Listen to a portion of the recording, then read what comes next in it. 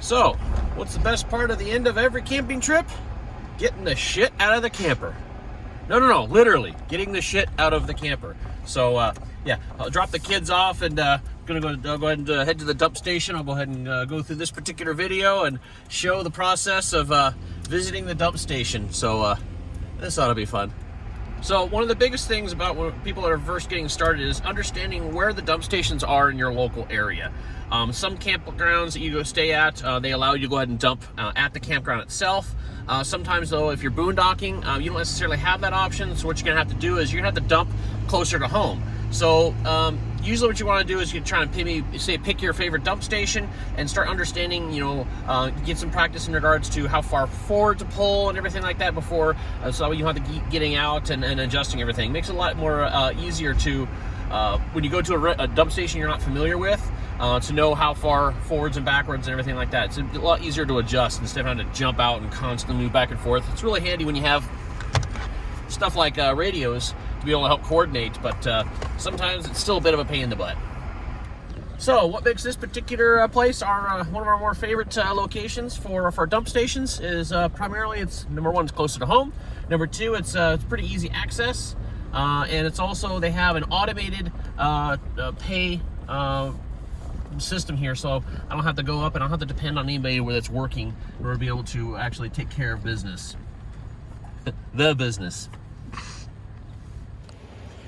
Okay, so here at the dump station, obviously we have our bumper here in the back.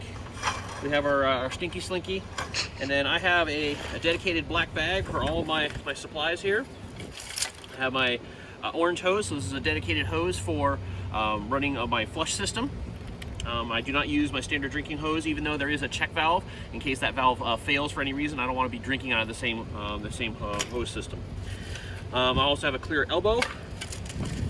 Standard little ladder system here for the supporting of the Stinky Slinky when you're parked. And then I also have a few other things in here. I have some gloves in here in case I need them, but I also have this little wrench guy in case I need to open a port or something like that. Spare little gasket here. And then I also have a little clean out port here as well. So once I'm done, if I wanted to, I'll go and hook this up to my hose right here, and then I can go ahead and clean with fresh water before I put this away. If you have a lot of gray water, that's not totally necessary, but this is my normal kit for doing the whole black and gray flush. All right, so first thing I'm gonna do is go ahead and get my elbow all set on my Slinky here, get this ready to go, and then I'm gonna pop my little cover off. And then I'm going to hook up my Stinky Slinky. This is kind of critical to kind of figure out how far forwards or backwards you need to be, because you need to make sure that your Stinky Slinky reaches your dump port. But the other important part is to make sure that your flush hose also reaches where you need it to go, because we're going to be hooking up right here. This is one of the reasons why I like this spot for dumping, is because it's just everything's really close by and easy to get to. Again, sometimes it's a matter of picking out your favorite dump location. Kind of like your own favorite porta-john. But see, part of this though is understanding how far forwards you need to pull, so that way again, everything matches, everything works up, and you don't have to move it all. First try. Okay? So I'm ready to go here.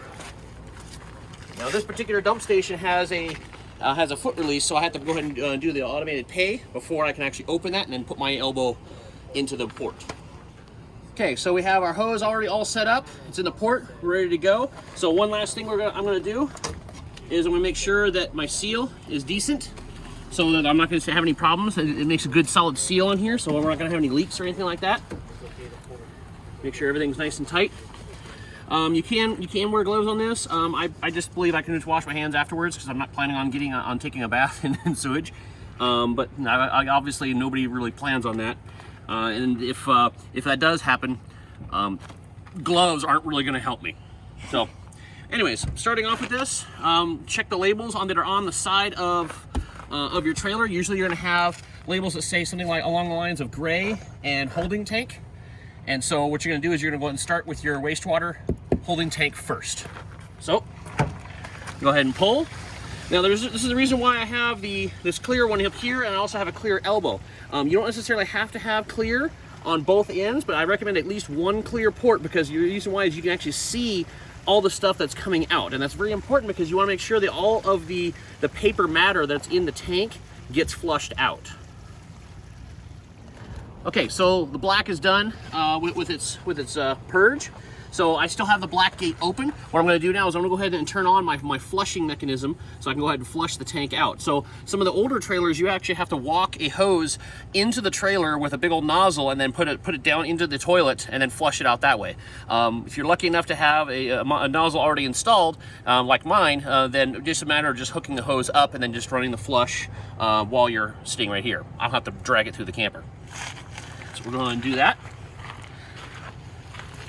So I'm going to simply turn this on because it's already hooked up. So now the next thing I'm going to be looking for is watching whatever is coming out of here. Yeah, YouTube, you're watching a shit show. I'm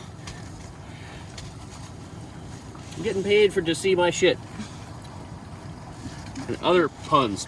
Okay, so joking aside, so watching this, make sure that everything's running nice and clear. So this is the most important clear tube that I have. I occasionally do watch the elbow, but not as often. The kids like to watch that one; it's kind of entertaining. But this short one up here that's closer to the trailer is actually the more important one. So while I have the tank still filling up, what I'll occasionally do is I'll go ahead and close the gate. But I only could do it for just a little bit, so maybe a minute or two, and allow some amount of water to fill up at the bottom.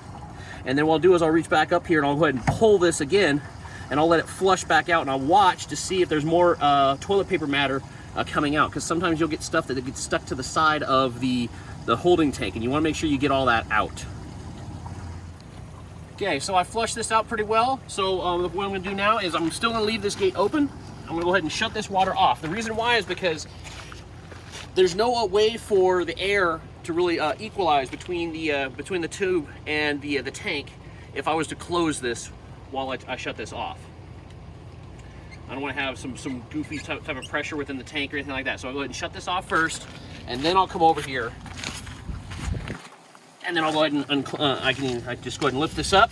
If there's a little slope, I'll go ahead and flush this out, which is much more difficult if you close the gate. Okay, I'll get most of that stuff out, but it was all clear water after that. Now I'll go ahead and close this gate. So now the black tank is completely done. Now I'll reach over and I'll pull the gray. So gray is all your sink water, your shower water, anything like that. So dishes and from showers, if you did that at all, go ahead and do the same trick here with the valve open. Go ahead and just kind of pick the hose up and just kind of let it slosh and dump. So the reason why you do the gray after the black is because you usually have like a little bit like some soapy water in your gray tank, and that's also being used to kind of clean and your stinky slinky. So you're not going to have the poop stuck in here with the soapy water after, running through it. So you always want to make sure whenever you have to go to the black tank in order to dump it, you have some amount of gray water that you can use to purge it. But at the same time, in the event that you don't, that is also the reason why we have one of these, just in case. So we've already completed this. We can go ahead and twist this off here. Go ahead and put our cap on. Smells like soap. And now we can go ahead and get our hose back.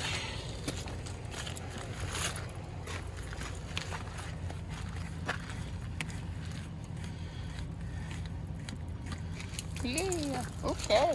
All right.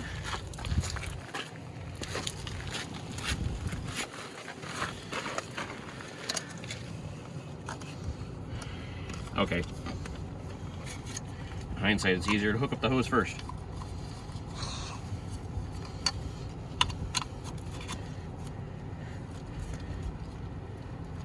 And then we'll go ahead and just turn this water on, and then this will allow us to go ahead and rinse and flush out. See the little flush jet?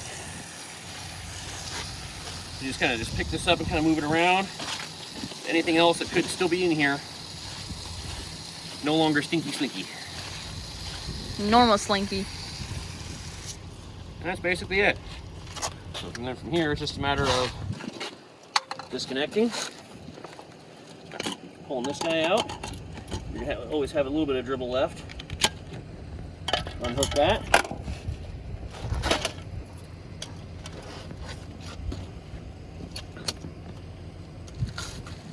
And we'll go ahead and just stow this back into the bumper.